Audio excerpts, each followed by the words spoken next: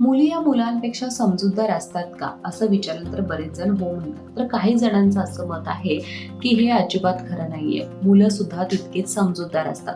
पण बघायला गेलं तर मुलगा असण्यावरून किंवा मुलगी असण्यावरून त्याचा समजूतदारपणा ठरत नाही.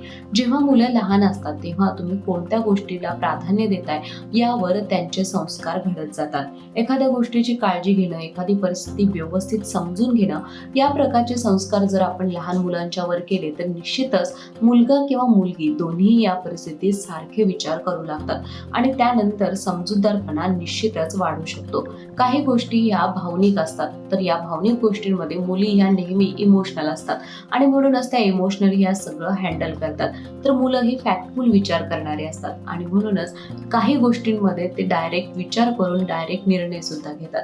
तर या दोन गोष्टी जर आपण बघितलं तर स्वभावामध्ये बदल घडवून आणू शकतात आणि म्हणूनच आपण कोणत्या गोष्टीसाठी लहान मुलांना प्रोत्साहन देतो हे ओळखलं पाहिजे. जर दोघांनाही समान वागणूक दिली तर निश्चितच हा बदल दिसू शकतो.